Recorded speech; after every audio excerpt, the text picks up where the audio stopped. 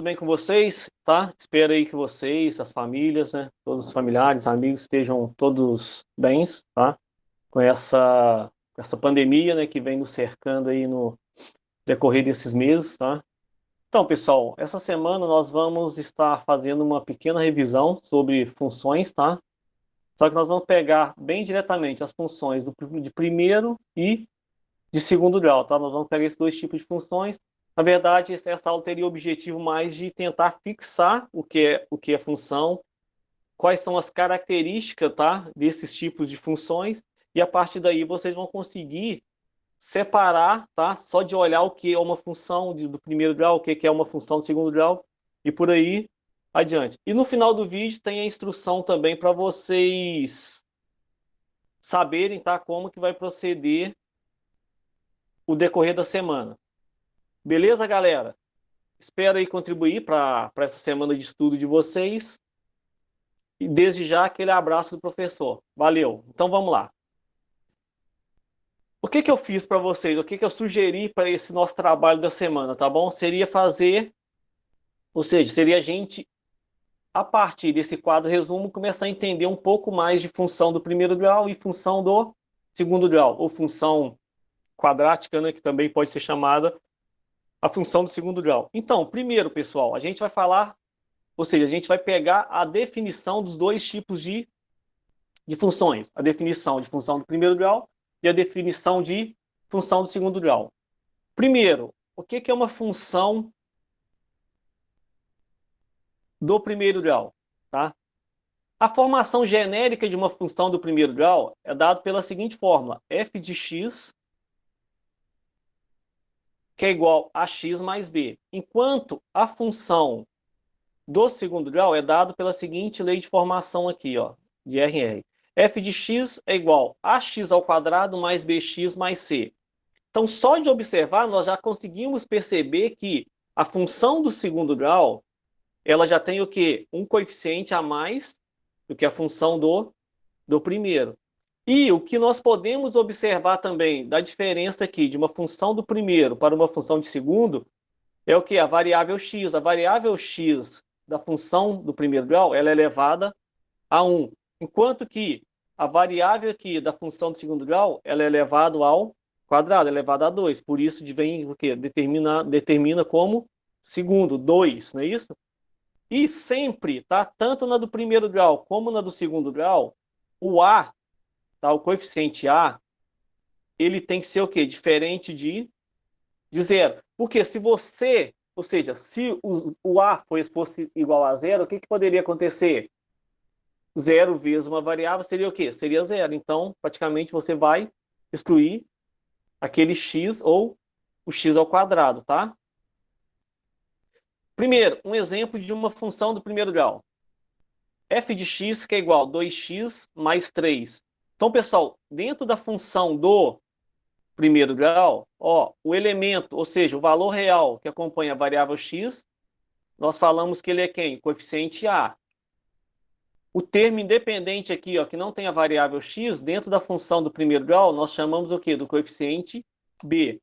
Já lá na função do segundo grau, nós temos o quê? Três coeficientes, tá? Que é o a, o b e o c. Já na função do segundo grau, o que acontece? O coeficiente a é o elemento, ou seja, o valor real que acompanha quem? O x ao quadrado. O coeficiente b, tá? O coeficiente b é quem? É a variável que acompanha, é o coeficiente que acompanha a variável x. E o coeficiente c é quem? O termo independente. Então, pessoal, lá na função do primeiro grau, quem é o termo independente é o coeficiente b. Lá na função do segundo grau, o termo independente é quem? É o coeficiente c. Do primeiro grau, o coeficiente b. E o a, sim. O a, ele acompanha o coeficiente x, aqui na função do primeiro grau. Já lá na função do segundo grau, na verdade, o a é quem acompanha quem? O x ao quadrado. Então, em todas as funções, o que determina, ou seja, aquele elemento principal que vai acompanhar a função para determinar se é do primeiro ou segundo grau é quem? Coeficiente a, Porque se o A acompanhar simplesmente o x, é do primeiro grau. Se o A estiver junto com a variável x ao quadrado, ela vai ser do segundo grau. Raiz ou zero de cada função, tá? Dentro de uma função do primeiro grau, para eu determinar a raiz dessa função, basta fazer o quê? Eu vou pegar a minha função, não é isso? Ou seja, aqui, ó, só ressaltando aqui que y ou f de x, não é isso? Ambas a gente está falando de quem? Estamos falando da imagem dessa função. Então, pessoal, para eu determinar, ou para você determinar a raiz dessa função, basta fazer o quê? Pegar a função e colocá-la igual a zero. Pega a função igual a zero e determine o domínio, ou seja, vou determinar o valor de x. Encontrando o valor de x, eu estou encontrando quem? O zero ou a raiz dessa função. Olha só, ficaria da seguinte forma: ax mais b que é igual a zero. Se eu isolar simplesmente o x, eu posso determinar aqui, para eu encontrar uma raiz de uma função do primeiro grau, basta fazer o quê? X vai ser igual a menos b sobre a, com a diferente de zero. Sempre lembrando, dentro das funções, tanto do primeiro quanto do segundo grau, o a sempre vai ser o quê? Diferente do zero. E a função do primeiro grau, ela sempre vai te fornecer o quê? Apenas uma raiz, tá? Pego a função igual a zero, ou simplesmente posso fazer pela seguinte situação: x é igual a menos b dividido pelo valor do a, tá? Pego o coeficiente b sobre o coeficiente a, negativo, não é isso? Então essa função vai ter apenas uma raiz. Já lá na função do segundo grau, vou pegar a seguinte lei de formação: f de x, que é igual a ax ao quadrado mais bx mais c, não é isso? E mesma situação, vou fazer o quê? Vou pegar essa função e colocá-la igual a zero. Só que, para uma função do segundo grau, como ela é uma função do segundo grau, o que aconteceu? Apareceu uma fórmula que veio para facilitar a nossa vida. Nós chamamos de fórmula de quem? Fórmula de Bhaskara. Isso, galera. E a fórmula de Bhaskara é dada pela seguinte situação: x é igual a menos b mais ou menos raiz quadrada de delta dividido por 2a. Sendo que para eu calcular o delta, eu faço o quê? Vou pegar o coeficiente b, elevar ao quadrado, menos 4 vezes o coeficiente a vezes o coeficiente c.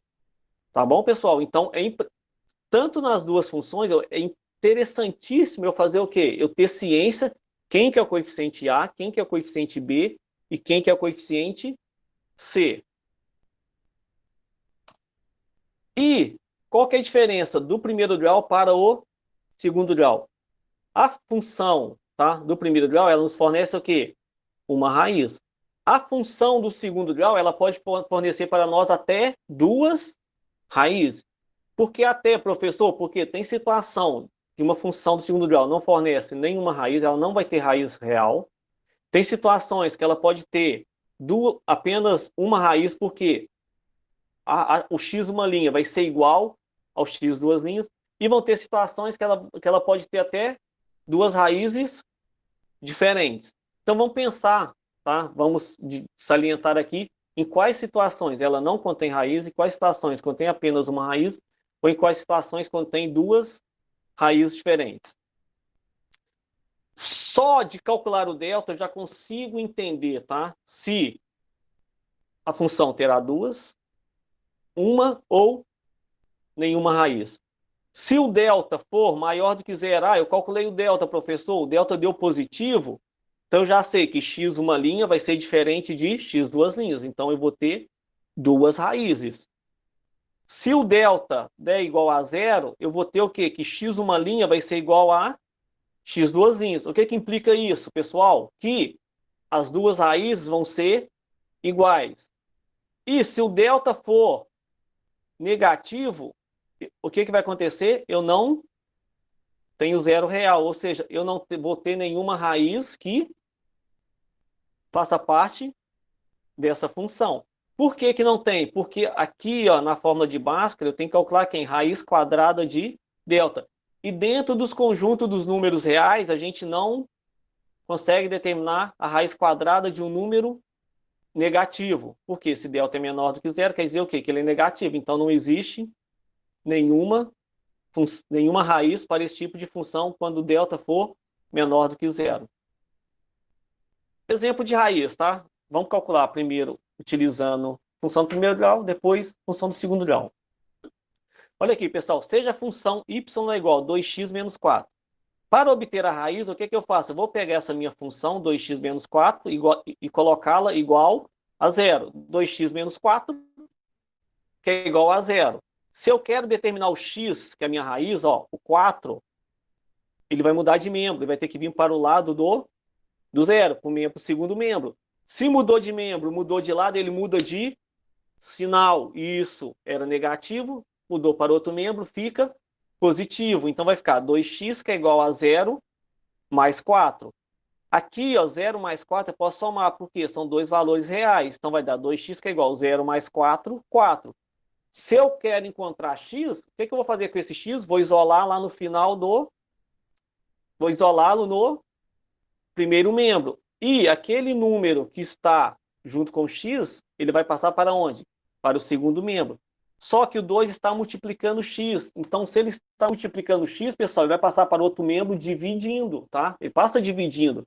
Só que quando envolver multiplicação e divisão, e mudança de membro, você só inverte o setor. Se é multiplicativo, passa dividindo. Só que você não muda sinal. É diferente quando é soma e subtração. Então, 2 vai passar no 4 o quê? Dividindo. Então, x vai ser igual a 4 dividido por 2. X vai ser igual a 2. Já lá na raiz, tá? Para a gente determinar a raiz de uma função do segundo grau, é a mesma situação. Você pega a função, tá? Pega essa função igual a zero. Ó. X ao quadrado menos 4x menos 5 igual a zero.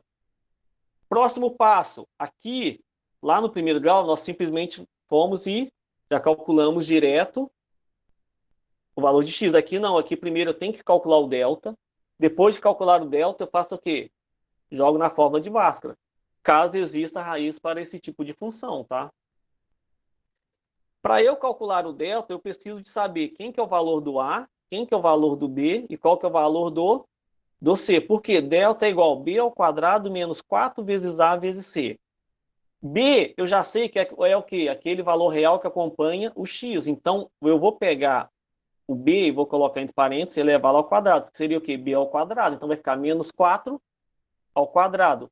Menos 4, que faz parte aqui da nossa fórmula do delta, menos 4, vezes 1, que é o valor do A, que é aquele valor que acompanha, valor real que acompanha o x ao quadrado, vezes menos 5, que é o termo independente aqui, que é o valor de quem? O valor do C. Menos 4 ao quadrado vai dar quanto? 16. Negativo elevado a expoente par, fica positivo. 4 ao quadrado é 4 vezes 4. Não é 4 vezes 8. É 4 vezes 4, 16. Menos 4 vezes 1, menos 4. Menos 4 vezes menos 5, ó, negativo, que multiplica negativo, fica positivo.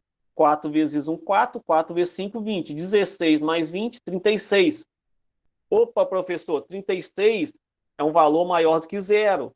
Se ele é maior do que zero, então eu já sei que eu vou ter x uma linha diferente de x duas linhas. Então eu vou ter o quê? Duas raízes reais. Fórmula de Bhaskara, tá? X é igual a menos b mais ou menos raiz quadrada de delta dividido por 2 vezes o a. Se eu tenho um negativo aqui, ó, da fórmula de Bhaskara, o que que eu faço? Eu isolo esse negativo fora do parênteses, certo? Eu vou pegar o valor do b, que é menos 4, e colocar dentro do parênteses mais ou menos raiz quadrada de 36, que é o valor do delta. Isso tudo dividido por 2 vezes o a. O a vale quanto? Vale 1. Então vai ser o quê? 2 vezes 1.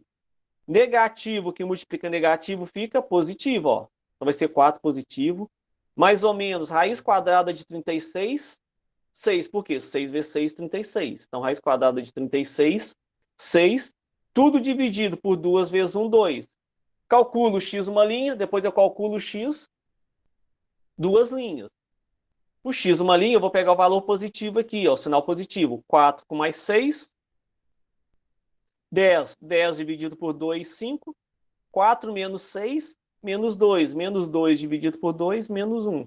Então, as nossas raízes, tá? as raízes que vocês iriam determinar dentro dessa função seria o quê? X uma linha valendo 5 e x duas linhas vale menos 1. Ou menos 1 e 5, vai depender da ordem que você pegar o positivo e o negativo.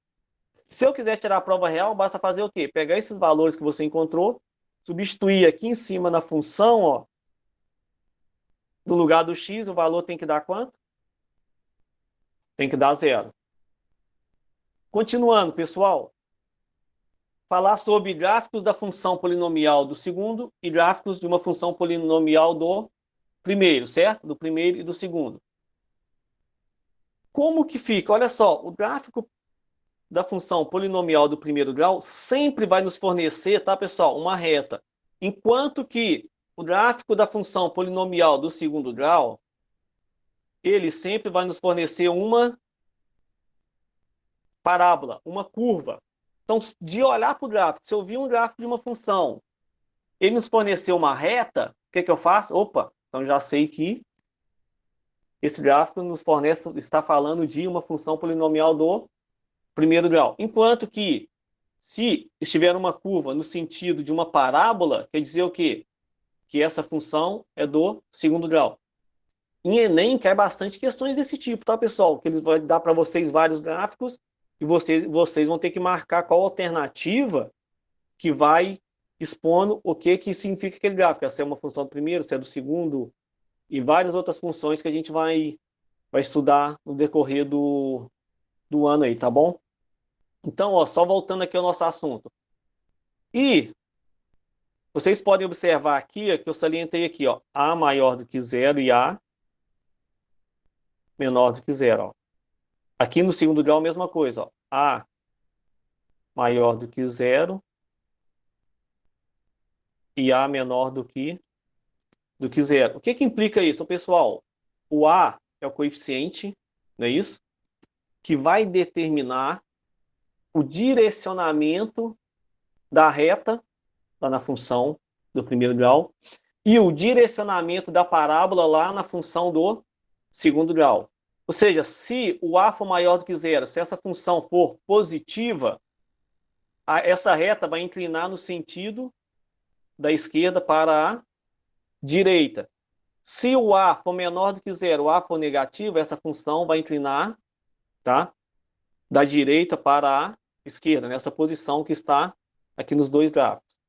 Lá na função do segundo grau, quando o A for maior do que zero, quer dizer que graficamente essa função ela vai ficar com a parábola virada para cima do gráfico, tá? Ela tem a concavidade voltada para cima. Se o A for menor do que zero, a concavidade dela vai ser o quê? Voltada para baixo. Nessa situação aqui, ó. Concavidade voltada para cima, com A maior do que zero. Concavidade voltada para baixo, quando o A for menor do que zero. Ou seja, se aquele valor que acompanha o x lá na função do primeiro grau for positivo, dessa situação, se for negativo, e lá na função do segundo grau, se o valor real que acompanha o x ao quadrado for positivo, concavidade voltada para cima. Se for negativo, concavidade voltada para baixo. Quando que vamos identificar se essa função é crescente ou decrescente? É a mesma situação aqui, pessoal. Olha só. Quem determina se a função vai ser crescente ou decrescente vai ser quem? Coeficiente A. Olha só. F de x que é igual a 4x menos 7. Quem é o coeficiente A? É o 4. Ele é maior do que zero. Ele é positivo. Logo, se o coeficiente A é positivo, quer dizer o quê? Que a função vai ser crescente, pois A é igual a 4, que é maior do que zero. Olha aqui, f de x que é igual a menos 4x mais 7. Coeficiente A negativo. Opa, professor, coeficiente A é negativo, então ela vai ser decrescente. Lá no segundo grau é a mesma situação. Se o coeficiente A for positivo, função crescente. Se o coeficiente A for negativo, função decrescente. Ó, A igual a 1. Então, 1 é maior do que zero, função crescente. A negativo, ou seja, o coeficiente A negativo, função decrescente, pois menos 1 é menor do que zero. Então, pessoal, seria mais ou menos isso, tá? Seria mais ou menos pegar a essência de cada uma. Pode ser que nós não pegamos todos os itens de função do segundo grau, mas realmente eu queria pegar o que diferencia realmente de uma para a outra. Se realmente era montar um paralelo de diferenças, tá? Entre uma função com a outra. Então, para essa semana, fica a seguinte situação. Vocês vão verificar no caso 1, tá? Todas as suas atividades.